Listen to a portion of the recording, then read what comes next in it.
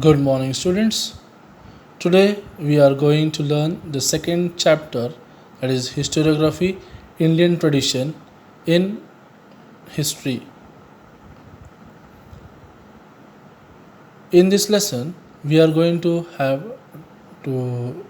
concentrate on 2 points. That is 2.1, Tradition of Indian Historiography, and second point is Indian Historiography, various ideological framework. So today we are going to deal only with the first point, that is tradition of Indian historiography. Okay. Now tradition of Indian historiography, we learned about the Western tradition of historiography in the last lesson. Okay, Rene Descartes, Voltaire, and all those. Now in this lesson we will know about the tradition of Indian historiography. Historiography in the ancient period. In the ancient period in India, memories of the great deeds of ancestors and mythological lore, also memories of social transitions, were preserved with the help of oral recitals. The inscriptions on the Harappan seals and other artifacts confirm that Indians had mastered the art of writing as early as the 3rd millennium before Christian era, as or perhaps before that. However, the Harappan script is not yet successfully deciphered. Till today, it is not yet deciphered, Harappan script. The earliest known written documents of historical nature found in India are in the form of inscriptions. They are dated to the 3rd century before Christian era, that is Emperor Ashoka Maurya's times. His edicts are inscribed on natural rocks and stone pillars. From the 1st century Christian era, inscriptions began to occur on coins, metal images, and sculptures, and also on copper plates. They provide important historical information. We get to know about the dates of various kings, dynasties, genealogies, territorial extent, and administration of various empires and kingdoms, and also important political events, social organizations, climate, famines, etc., of the respective times. The ancient Indian literature, including the epics Ramayana and Mahabharata, Puranas, Jain and Buddhist texts, historical accounts by Indian authors, and also travelogues by foreign travelers are important sources of history. Writing of biographies of kings and dynastic histories mark an important step in the Indian historiography. Harshacharit, Harshacharit, written in the 7th century CE by Banabhatta, is King Harsha's biography. It portrays a realistic picture of the social, economic, political, religious, and cultural life during the king's time. Now, historiography in the medieval period. The style of writing Rajtarangini, The History of Kashmir by Kalhana in the 20th century CE, is quite close to the concept of modern historiography. Kalhana himself says that he wrote this text after critically examining various sources like inscriptions, coins, remains of ancient monuments, dynastic records, and local traditions. In the medieval India, the historians in the courts of Muslim rulers were influenced by Arabic and Persian historiography. Among them, Zayuddin Barani holds an important place. In Tariq-e-Firuz Shahi, a book written by him, he has stated the purpose of historiography. According to him, the historian's duty is not limited only to the recording of the ruler's valor and policies of welfare, but he should also write about the ruler's failings and incorrect policies. Barani further says that a historian should also take into consideration the impact of the teachings of the wise, the learned, and the saints on the cultural life of the people. Thus, Barani expanded the scope of historiography. For the historians in the Mughal courts, praising the emperors and exhibitions of loyalty became more important.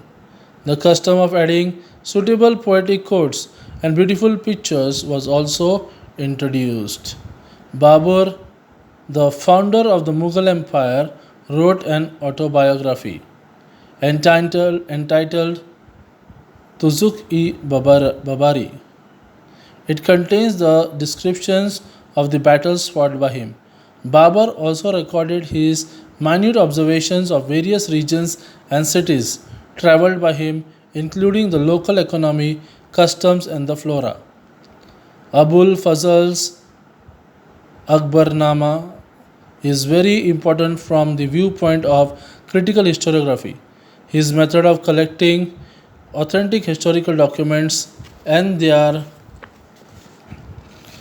scrutiny is looked upon as devoid of bias and hence realistic. Bakar is an important type of historical documents of medieval times.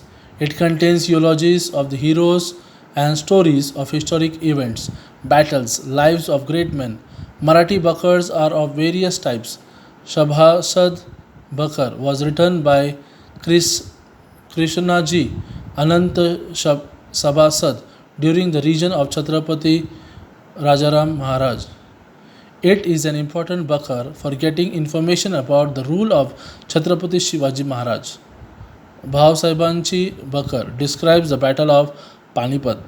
Another Bakar, entitled Panipatachi Bakar, is also about the same event.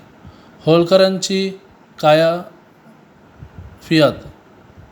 Kaifiyat provides information about the Holkars and their contributions to the Maratha rule. Bakars can be divided into various types such as biographies of kings, dynastic history, description of events, history of a sect, autobiographies regarding grievance based on mythologies, and state administration by a king. Historiography in the modern period. In the 20th century, the Indian archaeological exploration and research started under the British rule. A number of ancient sites were excavated under the supervision of Sir Alexander Cunningham, the first Director General of the Archaeological Survey of India. He chose mainly the sites mentioned in the Buddhist text for this purpose. Harappan civilization was discovered during the tenure of Sir John Marshall. Because of this discovery, the antiquity of Indian history could be traced to 3rd millennium BCE or even earlier. Many British officials in India wrote about Indian history. Their writings display strong influence of the colonial policies of the British. 3 volumes of the history of British India, written by James Mill, were published in 1817. This was the first book on Indian history written by a British historian. It clearly reflects an absence of objective perspective and prejudice about various aspects of the Indian culture. The History of India, written by Mount Stuart Elphinstone, Governor of Bombay, now Mumbai, was published in 1844. The period of Maratha Empire is very important in the Indian history. Grant Duff's name stands out among the British officers who wrote about Maratha history. He wrote the book entitled A History of Marathas. This book is published in 3 volumes. Grant Duff's writing also shows the British inclination of condemning Indian culture and history.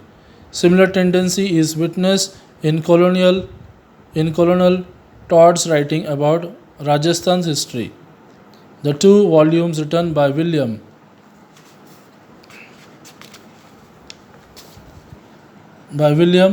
Wilson Hunter on Indian history show a somewhat impartial treatment of the subject. Nilkant Janardhan Kirtane and Vishwanath Kashinath Rajwade were 2 Indian historians who took up upon the task of exposing the limitations of Grant Duff's writing. This is what we have learned in the 2.1. 2.2 Indian historiography, various ideological frameworks, we will learn in the next lesson, in the next session. Thank you.